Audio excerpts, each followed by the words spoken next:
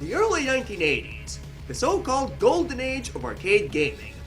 The origin of the entire video game industry and the birthplace of most types of games as we know them today.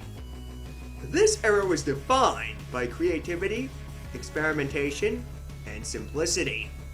From 1978 to 1983, fledgling video game developers capitalized on the progress of electronics by taking concepts we knew from other media, including movies and sports, and turned them into addictive little time killers that would write a rulebook for future designers to follow.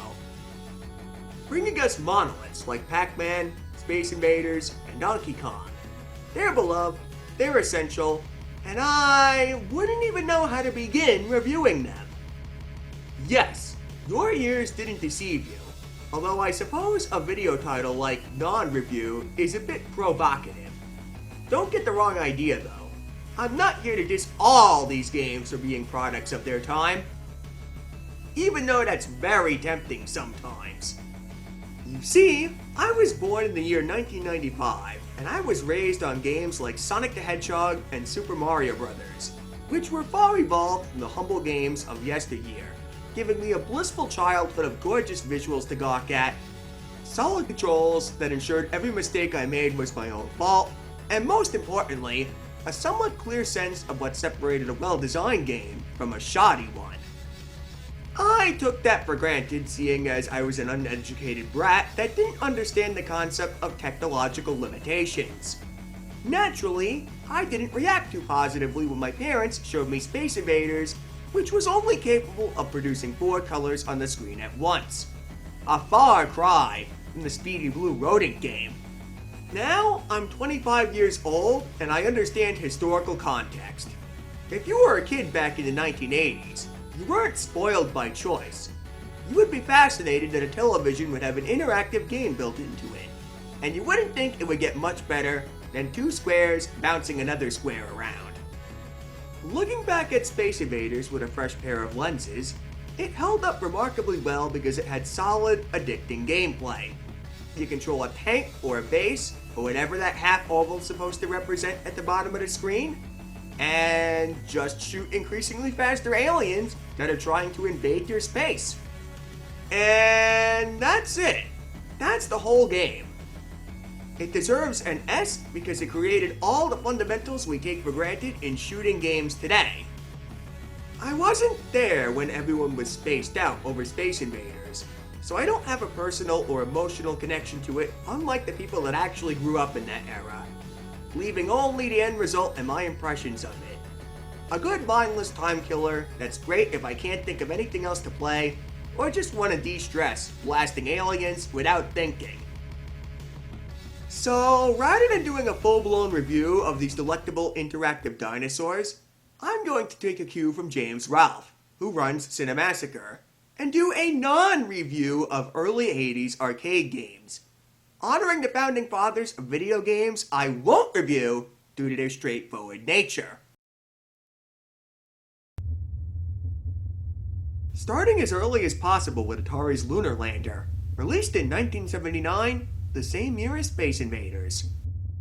You pilot a spaceship and try to land it on the uneven surface of the moon, featuring the most robust physics and inertia simulation available for its time.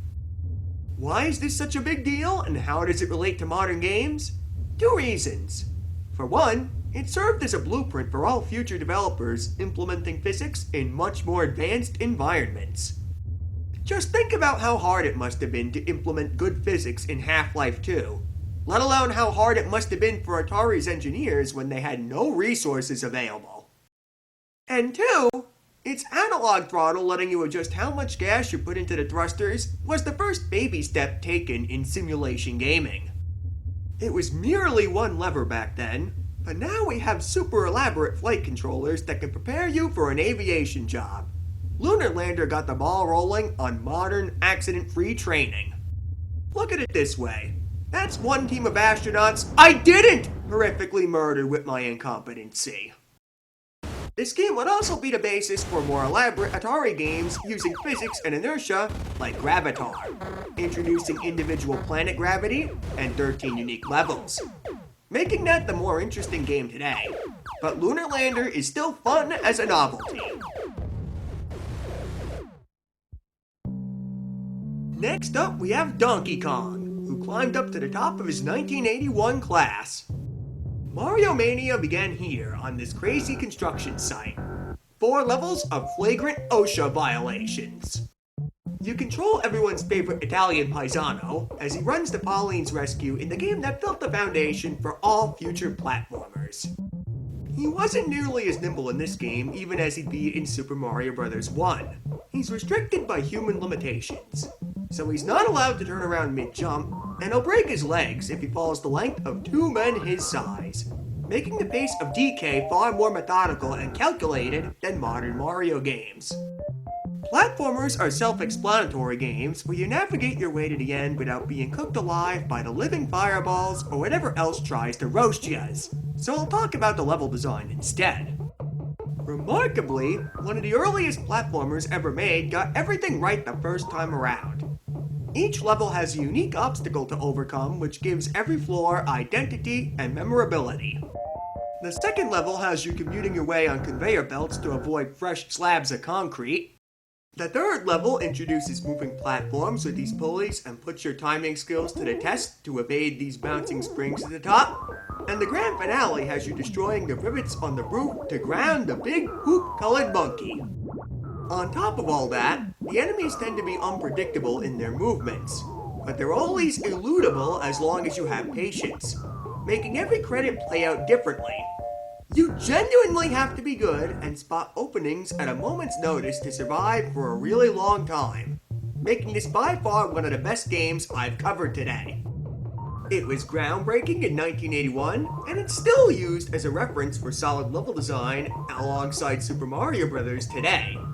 There's not much else to say about this game, but there's a lot of juicy history behind the game and its community that's well worth looking into.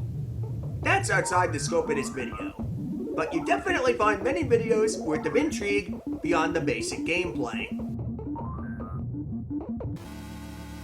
It's time to see the wizard, the wonderful Wizard of War.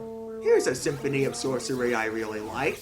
You control a team of space warriors blasting gnarly monsters in this tactical overhead shooter. There have been competitive multiplayer games before, but Wizard of War is one of the first cooperative games designed for a duo. You're thrust into a randomly chosen maze where you and your partner get 9 seconds to evaluate your strategy before being thrown into the jaws of 6-foot-tall wolves and dinosaurs. These are some tough customers that speed up fast and can breathe fire, so finding good choke points and covering any openings to your location are crucial to your long-term survival, pitting your brains against their brawn. Once all the enemies are wiped out, the bug demon Warluck appears, giving you a chance at double score. But watch out! Rarely the titular wizard will visit the dungeon personally to mess up your day. Rinse and repeat 12 more times until the game removes all the walls and it becomes blatantly impossible. For a game released in 1980, the concept of futuristic spacemen fighting against wicked wizardry was cool as heck, and I could use my imagination to immerse myself since the graphics are okay enough to the point where I know what everything is supposed to be. It's even got early text-to-speech, giving the antagonistic wizard a snarky personality that taunts you and eggs you on by teasing that you can do better or by telling passerbys to put coins into his game. As cool as that is, I can't make out what he's saying half the time. I know the space. A good time overall. More strategic than average for the era, but if you're playing it alone, I recommend controlling both characters at once, since it was not balanced for solo play at all. Blasting off the space again with Mooncresta, made by Nihon Busan. This is one of the many shooters that was blatantly inspired by Space Invaders, and it's the next logical step after Galaxian, since Galaxian was basically Space Invaders with much more colorful graphics. This is a perfect example of iterative game design, where you take the ideas established in one game and bring something new to the table that makes players wonder why a good feature was missing in the older game. It starts out like an ordinary space shooter, But if you survive long enough without losing 2 lives, you're quickly introduced to the gimmick that changed gaming forever. You play a little minigame to make the rockets dock and combine them into a larger battleship, essentially making this one of the earliest power-ups in video game history, if not the first power-up in an arcade game. What also sets this game apart for a game made in 1980 is its impressive enemy variety. Bugs, saucers, meteors, and all sorts of incomprehensible shapes come at you with everything they've got, making it a bit more interesting than your Garden Variety Invaders game, where all the enemies are the same. There's only one teensy problem with this game, which renders all that historical significance pointless by today's standards. It's a poorly designed, unfair piece of shit! Get a load of these hitboxes! Did you see what killed me there? Let me play it again in slow motion. These have to be the worst hitboxes I've ever seen in my entire life. If the enemies so much as breathe on you funny, you combust, which is absolutely fantastic when most of the enemy patterns are jittery and erratic. In fact, you don't even get a chance at all sometimes. Once in a blue moon, the enemies will spawn right on top of you. Cool! Not! If I gave this game a grade, this frustrating nonsense would entice me to give Mooncresta the first failing grade on my channel, clocking in at a D+, avoiding worse grades just for historical significance. The only good part of this game nowadays is the best player's name gets displayed in-game permanently until it's surpassed, meaning everyone can acknowledge how good Buttwipe is at video games. Following up on Mooncresta, we got a game that also features a power-up, and probably needs no introduction. PacMan! He ain't whack, man! Never before has an arcade game had a distinct cast of characters with distinguished names. That's the word we're looking for here. Character. PacMan is a pattern manipulation maze game in which you control the mana pack and gobble up all the dots. Or cookies, seeing as you were still expected to use your imagination in 1980. Out to stop you are the 4 ghosts, Blinky, Pinky, Inky, and Clyde, whom each follow their own behavioral patterns as they try to catch you. Blinky is aggressive and takes the straightest path towards you all the time. Pinky tries to cut you off by taking the next available bend instead of the first one available. Inky is erratic and unpredictable, and Clyde is always deliberately turning left away from you when he gets too close, living up to his nickname of Crybaby. These were the first traces of individual personality in an action game, let alone an arcade game, paving the way for even more complex characters and narratives in the future. This is further amplified with comedic intermissions every so often, where the ghosts would end up in slapstick shenanigans, instantly making it charming and refreshing compared to yet another no-name space shooter. It was enough to warrant television shows, comic books, and so much more. Back to the game though. This game's often cited as the earliest game with a power-up because this game is actually good.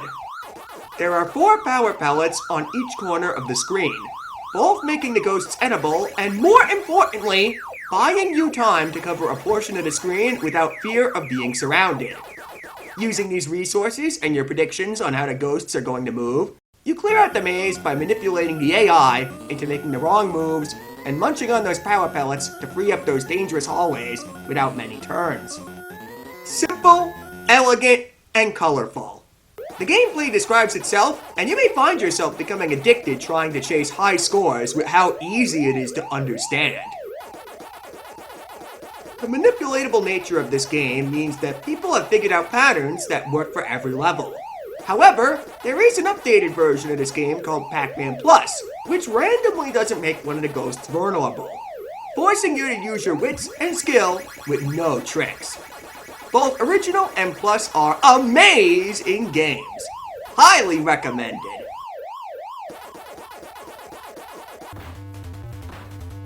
Last but definitely not least, the newest game of them all, Spartan X by Irem. also known as Kung Fu Master or simply Kung Fu on the NES. While it's not the earliest side-scrolling beat-em-up, there's a good reason why people fondly remember this and not Attack of the Phantom Karate Devils so thoroughly. You play as none other than famous actor Jackie Chan as you ascend up the Devil's Tower to save your loved one from Mr. X and his cronies. When this brawler came out, it featured pretty smooth controls that are usually responsive, great graphics by 1984 standards, clear-cut inspiration from a famous movie license, and most importantly, there's complexity that wasn't there in any of the earlier games I mentioned, thanks to this being one of the first games with a move list. You have various martial arts moves at your disposal, like jumping kicks, leg sweeps, and gut punches, and your enemies require you to think about what's most effective for whatever situation you're dealt. Groundbreaking! And years ahead of its time. Unlike Gradius or later beat-em-ups though, Irem didn't realize the full potential of the move list. But that's to be expected since it's one of the first games to give you that many choices. The biggest oddity being the underpowered moves that give you score if you use them over better options. Standard punches do the same thing as kicks, but crappier and worth double points. It might not be Final Fight where you have to use every move at some point, but Irem had the right idea, and it set the building blocks for lots of games to improve upon that formula in the future. The Magician boss on floor 4 is probably the best example of making you try all the tools in your kit because kits are ineffectual while gut punches melt this man into mincemeat. It's not perfectly aged though. I mentioned the controls are mostly responsive, and on the ground, you can turn around and throw a fist out in a snap. But Jackie has problems jumping and kicking at the same time. Unlike modern fighting games like Street Fighter 2, you don't jump in the direction you push the joystick. You have to walk for 3 seconds before you can jump diagonally, making performing it consistently more unreliable than you'd imagine. There are many times where I wanted to jump at an angle only to go straight up because I wasn't arbitrarily holding right long enough, making it unnecessarily frustrating. The game also has a tendency to drop unavoidable hazards at you once in a blue moon, but unlike Mooncresta, the developers compensated for this by giving you a life bar, cutting you some slack if you ever find a vase bonking you on the head in midair. That orange bar of hope goes a long way in keeping this game relatively fair, and that would also become the standard for most of these games going forward.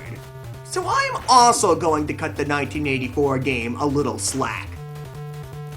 You fight your way through 5 short, identically themed levels with a different pool of obstacles in each until you knock Mr. X off the building and do it all over again with relatively little differences.